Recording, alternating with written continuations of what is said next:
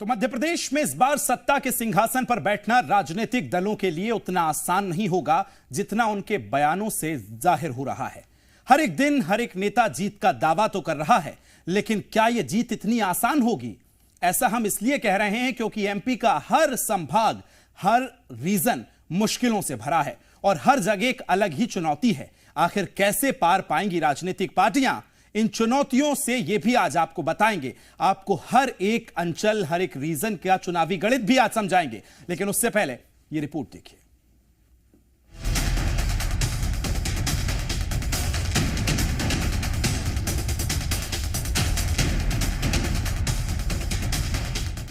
मध्य प्रदेश के इस बार चुनाव काफी अहम रहने वाले हैं। पहली बार ऐसा हो रहा है जब एमपी में बीजेपी पीएम मोदी के चेहरे को आगे कर चुनाव लड़ रही है और मामा जी को फिलहाल किनारे किया गया है। इसके पीछे की कई वजह है, जिसे देखते हुए बीजेपी के शीर्ष नेतृत्व ने अपने हाथों में चुनाव की कमान ले रखी है। एक तरफ बिना किसी चेहरे के बीजेपी चुनावी मैदान में है, तो वहीं दूसरी ओर अलग अलग जातिगत समीकरण भी राजनीतिक दलों की चुनौती बढ़ा रहे हैं। किसी भी राजनीतिक पार्टी के लिए सभी वर्गों को साधना मुश्किल है, तो वहीं एमपी में बीजेपी की जो मुश्किलें बढ़ा रहे हैं वो है कुछ मुद्दे। आदिवासी बीजेपी से खफा हैं, तो वहीं ब्राह्मण वोट बैंक भी कुछ खासा खुश नहीं। बात एससी वर्ग की करें तो लगातार अत्याचार की खबरों ने इन्हें भी बीजेपी से फिलहाल दूर कर रखा है। ऐसे में सवाल है कि पार्टी आखिर किस वोट बैंक को साध पाने में कामयाब होगी, क्योंकि ज्यादातर क्षेत्रों में इसी वोट बैंक का दबदबा है। बुंदेलखंड, ग्वालियर, चंबल, भोपाल, मालवा, निमाड़ और महाकौशल सभी को साधना बीजेपी के लिए चुनौती है और इस चुनौती को पार करना एक बड़ी अग्नि परीक्षा है। लेकिन फिलहाल तो नेताओं का उत्साह चरम पर है और दावे आसमान छू रहे हैं। मध्य प्रदेश का बेरोजगार युवा भाजपा पर विश्वास नहीं करता है, तो आप समझ लीजिए कि भाजपा की स्थिति क्या हो गई है। स्थिति तो ये हो गई है कि भाजपा के कार्यकर्ता ही अब भाजपा पर विश्वास नहीं कर रहे हैं। जितने भी टिकट इन्होंने डिस्ट्रीब्यूट किए हैं, हर जगह विरोध आ रहा है। भाजपा वो पार्टी थी जहां पर कभी विरोध नहीं होता था। सभी वर्गों को ने गाय बगाए परिवार के चक्कर में नाराज कर लिया है, क्योंकि वो किसी न किसी परिवार के करीब रहे हैं, पैसे के करीब रहे हैं। टिकट डिस्ट्रीब्यूशन हमारे सब दुरुस्त हैं और बहुत तेजी से हमारा सब तरफ संपर्क चल रहा है। हम सबका साथ सबका विकास की अवधारणा पे आगे बढ़ रहे हैं। अलग अलग क्षेत्रों के अलग अलग सियासी समीकरण कांग्रेस हो या फिर बीजेपी, दोनों के लिए काफी चुनौतीपूर्ण है। ऐसे में देखना होगा कि आखिरकार कौन सत्ता के सिंहासन पर विराजमान होता है और इन वर्गों को साधने के लिए किसकी रणनीति सटीक बैठती है। ब्यूरो रिपोर्ट, जी मीडिया। तो चलिए सबसे पहले आपको मध्य प्रदेश के सभी अंचलों का सियासी गणित समझाते हैं। मध्य प्रदेश की 230 सीटें हैं और जहां 6 रीजन में ये सीटें बटी हुई हैं, जिनमें सबसे पहले मालवा की अगर हम बात करें तो मालवा निमाड़ में सबसे ज्यादा 66 सीटें आती हैं।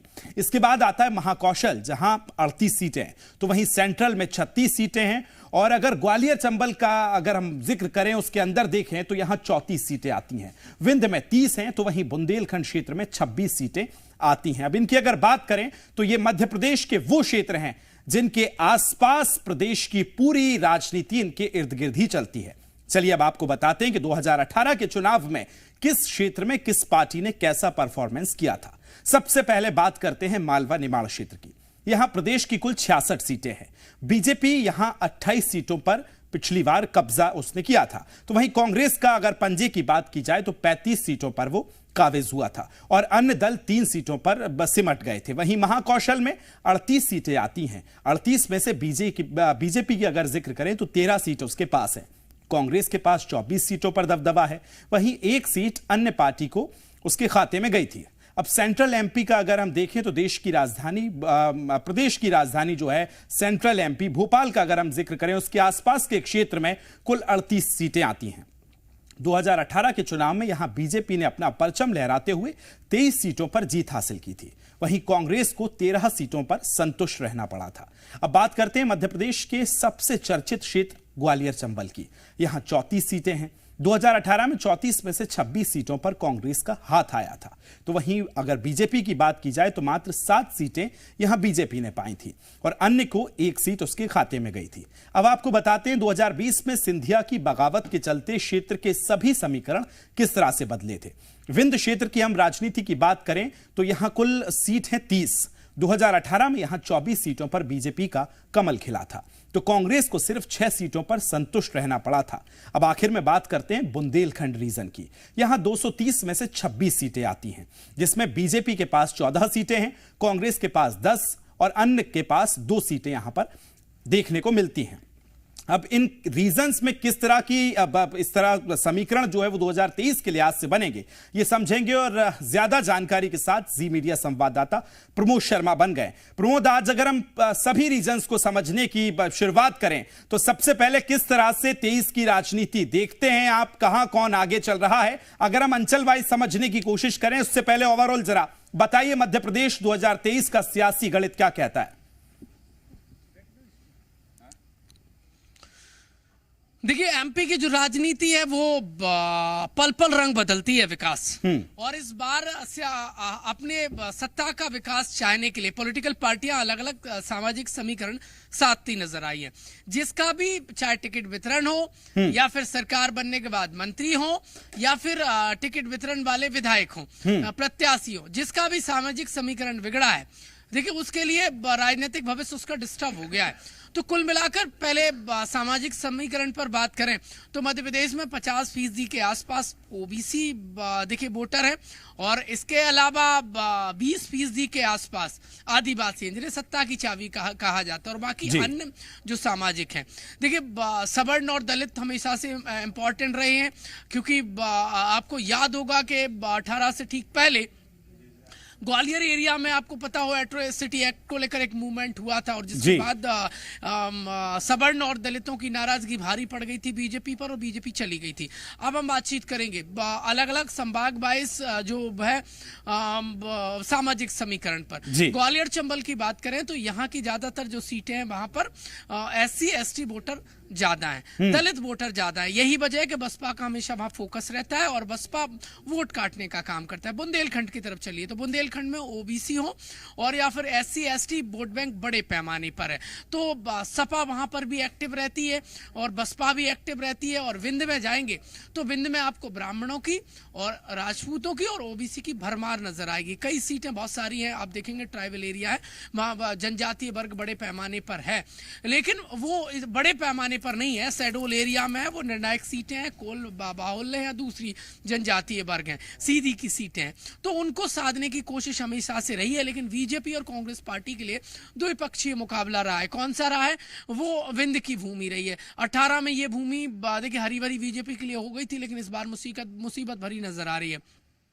जनजातीय वर्ग पेशाब कांड से नाराज है, आम आदमी पार्टी की एंट्री हो गई है, नारायण त्रिपाठी बागी हो गए, अलग से विंध्य जनता पार्टी उन्होंने लॉन्च कर दी है और सपा बसपा की एंट्री है। और इस बीच में कांग्रेस पार्टी का वहां पर फिर से कमबैक करना, श्रीनिवास तिवारी के जाने के बाद इस भूमि को कोई बचा नहीं पाया, चाहे भले ही बड़े कद्दावर नेता है कांग्रेस पार्टी के, अजय सिंह राहुल, अर्जुन सिंह के बेटे हों या फिर कमलेश्वर पटेल हो वो, लेकिन उस तरीके से विंध्य को कांग्रेस पार्टी के पक्ष में नहीं कर पाया जैसे पहले जब कांग्रेस पार्टी की तरफ से व्हाइट टाइगर श्रीनिवास तिवारी को कहा जाता था। अब तो हालांकि उनके पोते भी छोड़कर बीजेपी में चले गए। कुल मिलाकर देखिए विंध्य में कांग्रेस पार्टी के लिए सूखा है, लेकिन इस बार ऐसा लग रहा है कमबैक कर लेगी। अब आप आएंगे मालवा निमाड़ की तरफ तो यहाँ पर जनजातीय वर्ग हो या फिर ओबीसी वोट बैंक हो, ये बड़े पैमाने पर है, लेकिन यहाँ पर भी कठिनाई जैस बन रही है। किसके लिए? बीजेपी के लिए। बीजेपी को बड़ी सीटों पर जैस ने प्रभावित किया था, क्योंकि आदिवासी वर्ग के बीच में बड़ी मजबूत पकड़ रखती है, तो लिहाजा मध्य प्रदेश में अलग अलग वर्गों को सामाजिक समीकरण हमेशा से देखिए प्राइम रहे हैं बीजेपी और कांग्रेस पार्टी के लिए। लेकिन गौर करने वाली बात यह है कि 18 में आप देखेंगे तो चुनाव पूरी तरीके से किसानों के सामने नतमस्तक था।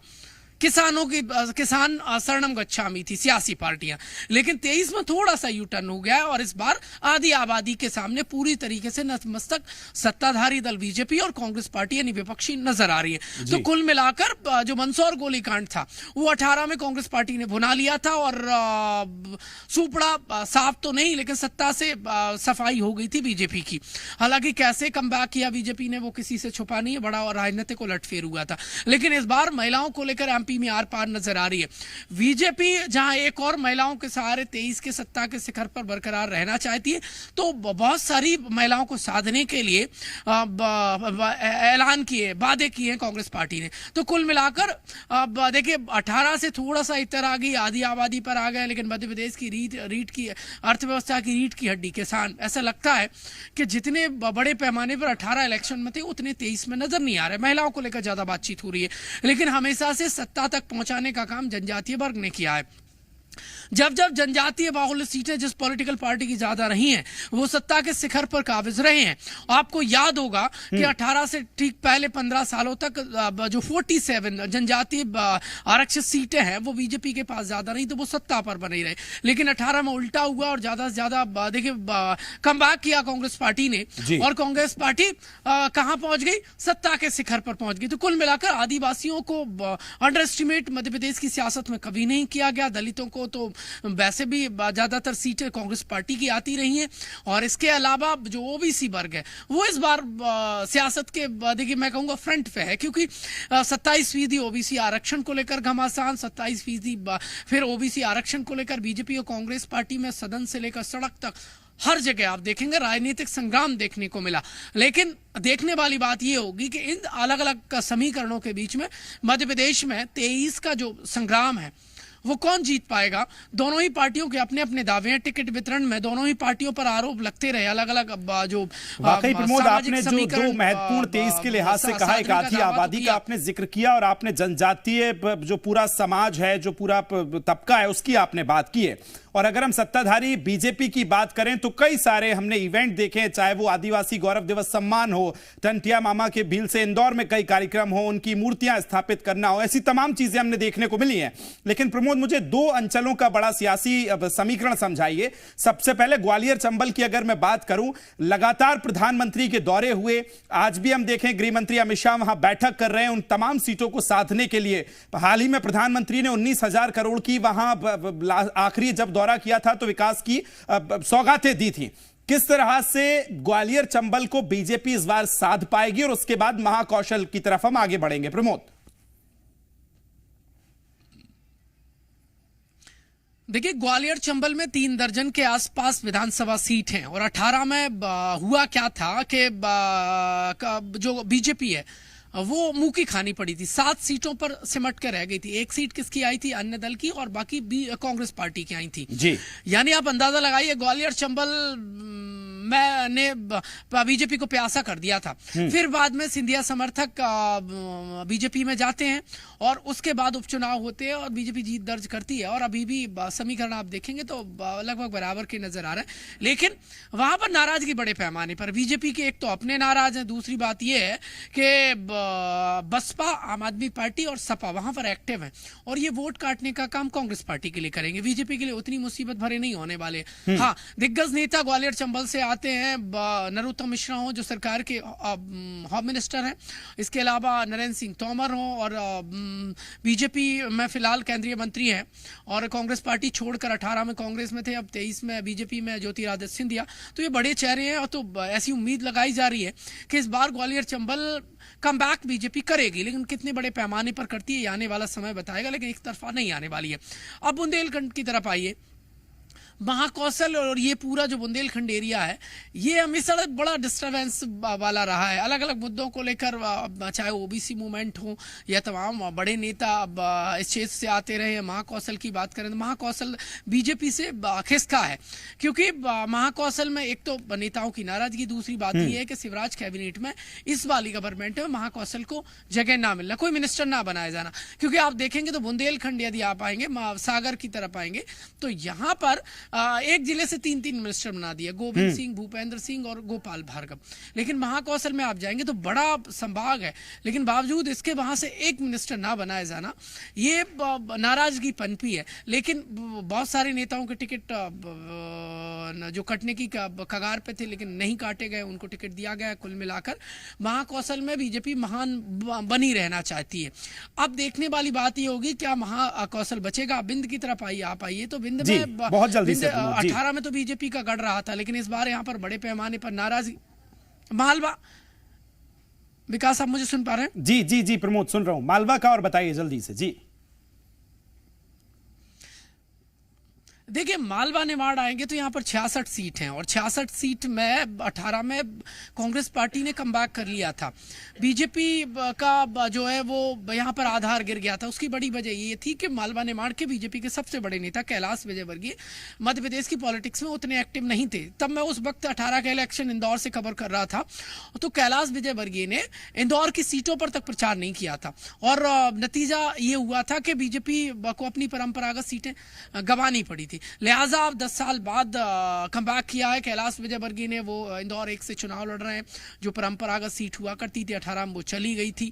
अब कुल मिलाकर ये मैसेज देने की कवायद है कि आपके क्षेत्र का जो खवैया था, जैसे नंदू भैया निमाड़ के खवैया एक कहावत थी, लेकिन अब नंद कुमार सिंह चौहान नहीं है, उनके बेटे निर्दलीय चले गए, तो ये नाराजगी है, डिस्प्यूट है बीजेपी में बड़े पैमाने पर। इस बार कैलाश विजयवर्गीय को लाने का उद्देश्य यही है ताकि मालवा निमाड़ सद जाए। आप देखेंगे अलग अलग जोन में आप देखेंगे तो मालवा निमाड़ को साधने के लिए कैलाश विजयवर्गीय को लेकर आए। दूसरी तरफ आप आएंगे तो भले तो बिल्कुल जो अलग अलग 6 रीजन्स हैं उनमें किस तरह से बड़े नेताओं को उतारा गया है और कोई गलती चाहे बीजेपी हो या विपक्ष में बैठी कांग्रेस नहीं करना चाहती है, क्योंकि इस बार फाइट तो एकदम टाइट है। प्रमोद, बहुत शुक्रिया तमाम जानकारी साझा करने के लिए। तो आज हमने आपको अग्नि परीक्षा में मध्य प्रदेश की 230 सीटों में 6 रीजन्स पर किस तरह से सियासी समीकरण बन रहे हैं वो समझाया है। लेकिन इस बार के चुनाव को देखते हुए इतना तो कहा जा सकता है कि ये चुनाव नहीं आसाबत, इतना समझ लीजिए कई सारे मुद्दे हैं और इनसे गुजर के जाना है।